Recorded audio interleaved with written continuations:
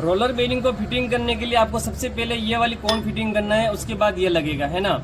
और उसके बाद आपको सेकंड वाला बेरिंग जो लगेगा वो ऐसे लगेगा। फर्स्ट बेरिंग ऐसे लगेगा, सेकंड बेरिंग ऐसे लगेगा। उसके बाद में है ना क्या होगा कि कितना आपको गैप रखना। अगर बेरिंग में प्ले है तो अंदर आप पैकिंग रख सकते हो। अगर आपका प्ले नहीं है, नॉर्मल प्ले है, तो आपको पैकिंग रखने की जरूरत नहीं है। ज्यादा ही पैकिंग रख के आप ज्यादा टाइट कर दोगे प्लेट को तो क्या होगा, बेरिंग बिल्कुल ही प्ले खत्म हो जाएगी, तो बेरिंग गर्म होगा और ग्रीस गर्म होकर बाहर निकल जाएगा। तो दोस्तों मेरी चक्की में थोड़ी सी प्ले ज्यादा थी बेरिंग के अंदर, यानी थोड़ी सी बेरिंग की कौन बाहर आ रही थी। तो मैंने खोल के देखी, ये गिलोन रस्सी है 6 mm 10 mm, तो ये है 8 mm। तो मैं 6 mm में यूज करूंगा और 6 mm में यहाँ पे लगा रहा हूँ। तो आपको अगर ये दिक्कत है तो अगर हल्की प्ले है तो आप एडजस्ट कर सकते हो।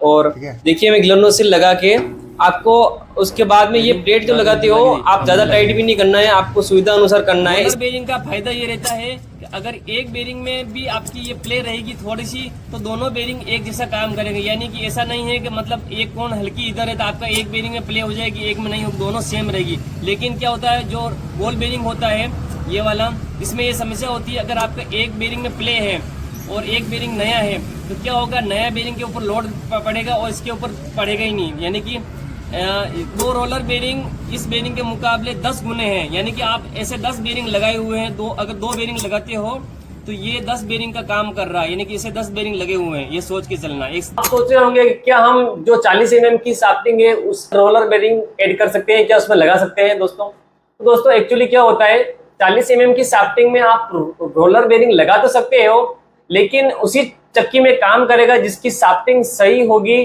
चक्की में पहले से डबल बेरिंग हो गए, वहीं पर ये बेरिंग चल सकते हैं, लेकिन उतना सक्सेस नहीं हो सकता है जितना कि 45 mm की शाफ्टिंग में होगा। वो कारण ये होता है दोस्तों कि 45 mm की शाफ्टिंग जंप नहीं करती है। शाफ्टिंग को कितना भी खींचोगे ना 45 mm की शाफ्टिंग को, तो वो हल्की भी जंप नहीं, लेकिन एक 40 mm की शाफ्टिंग को मैंने कई बार ट्राई किया है। अगर आप बेल्ट ज्यादा पट्टा टाइट रखते हो तो आपको हल्का सा मतलब एक जंप और हल्का लूज होने का आपको चांस रहेगा। और भारी पत्थर आप चलाओगे तो आपको 40 mm की शाफ्टिंग में जो ये होता है रोलर बेरिंग, तो थोड़ी बहुत दिक्कत आ सकती है। तो सक्सेस होना मतलब इतना नहीं है, फिर भी आप ट्राई कर सकते हो। अगर आप लगाना चाहते हो आप 40 mm की शाफ्टिंग के साथ जो 1.5 इंच, तो आप एक बार लगा के ट्राई कर सकते हैं। दूसरा दोनों में अंतर जो मैं बताऊं आपको, दूसरा ये होता है दोस्तों कि रोलर बेरिंग जो बॉल बेरिंग होता है उससे भी ज्यादा आवाज करता है। ये बात भी आपको ध्यान में रखना है, क्योंकि रोलर बेरिंग अगर आप चक्की में आपका शाफ्टिंग सही नहीं है, उसका बैलेंसिंग सही नहीं है, तो ये सक्सेस बिल्कुल भी नहीं होगा। रोलर बेरिंग जो एक्यूरेट होगा ना, जैसे एक्यूरेट अगर कोई जितना भी ये वजन सहन कर सकता है, कितने भी झटके सहन कर सकता है, ठीक है ना, लेकिन एक एक्यूरेसी होनी चाहिए। ऐसे नहीं उठपटांग आप कुछ भी कर रहे हो, कुछ भी शाफ्टिंग इसमें लूज है या बेंड है, ठीक है ना, वो नहीं चलेगा। नहीं तो ये ज्यादा आवाज करता है, क्योंकि इसमें छर्रे लंबे होते हैं। जो बॉल बेरिंग होता है ये वाला होता है, ठीक है ना।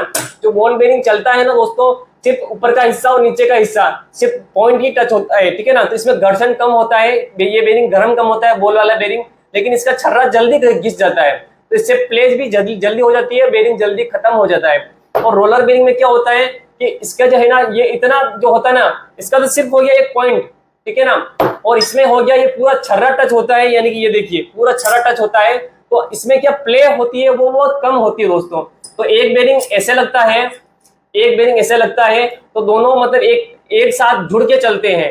यानी कि बॉल बेरिंग अगर लगाते हो अलग अलग तो दोनों का मतलब ताकत सेम नहीं होती है, दोनों अलग अलग काम करेंगे। लेकिन अगर आप रोलर बेरिंग लगाते हो तो दोनों ज्वाइंट होके चलेंगे। ये समझ लो ये दोनों बेरिंग एक ही है। प्रेस वाला जो बेरिंग होता है, रोलर बेरिंग जो आपने मैंने बताया है, तो उसके अंदर दोस्तों प्रेस वाले में अगर आपका सही मतलब प्रेस लग रहा है ज्यादा मात्रा में, मतलब गलत प्रेस नहीं है, तो आप रोलर बेरिंग एक ऐड कर सकते हो। आपको कई साल लग जाएंगे, आपको चेंज करने की जरूरत नहीं पड़ेगी।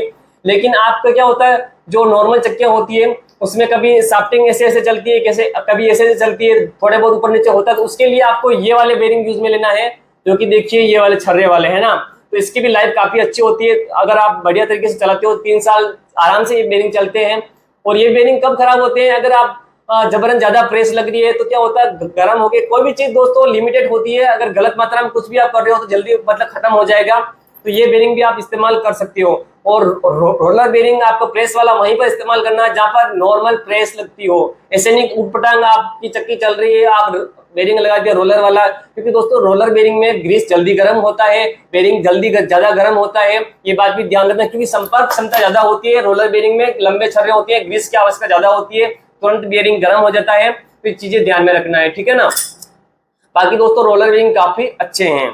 और काफी चक्कियों में दोस्तों छर्रा भी इस्तेमाल होता है प्रेस की जगह, जो कि सोयल की चक्की होती है उसमें छर्रा यूज किया जाता है, जो कई सालों साल चलते हैं। पट चक्कियां जितनी भी होती है उसमें भी ये बॉल जो होता है छर्रा यही इस्तेमाल होता है। ये फायदा ये रहता है कि ये बॉल घिसती भी कम है, और दूसरा ये कितना भी प्रेस लगाओ तो ये ज्यादा गर्म नहीं होता है, क्योंकि संपर्क क्षमता इसमें कम होती है, और चारों तरफ से दोस्तों ये घूमने में भी इजीली होता है। रोलर बियरिंग में संपर्क क्षमता कॉन्टैक्ट कैपेबिलिटी बॉल बियरिंग से ज्यादा होती है।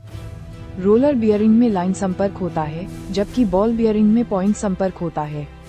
लाइन संपर्क में भार वहन करने की क्षमता ज्यादा होती है, इसलिए रोलर बियरिंग भारी भार के लिए बेहतर होते हैं, जबकि बॉल बियरिंग उच्च गति वाले अनुप्रयोगों के लिए अधिक उपयुक्त होते हैं। विस्तार में रोलर बियरिंग, रोलर बेयरिंग्स, इनमें रोलर और रेस के बीच लाइन संपर्क होता है। ये भारी भार को सहन करने में सक्षम होते हैं। रोलर बियरिंग का उपयोग भारी भार वाले अनुप्रयोगों में किया जाता है, जैसे कि भारी उद्योग, भारी वाहन और निर्माण मशीनरी आदि। बॉल बियरिंग, बॉल बेयरिंग्स, इनमें बॉल और रेस के बीच पॉइंट संपर्क होता है। यह उच्च गति और कम भार के लिए बेहतर होते हैं। बॉल बियरिंग का उपयोग उच्च गति वाले अनुप्रयोगों में किया जाता है, जैसे कि मोटर, जनरेटर और पंप आदि। संक्षेप में रोलर बियरिंग भारी भार के लिए बेहतर होते हैं, क्योंकि उनमें लाइन संपर्क होता है, जो लोड को अधिक सतह क्षेत्र पर वितरित करता है। बॉल बियरिंग उच्च गति के लिए बेहतर होते हैं, क्योंकि उनमें पॉइंट संपर्क होता है, जो घर्षण को कम करता है।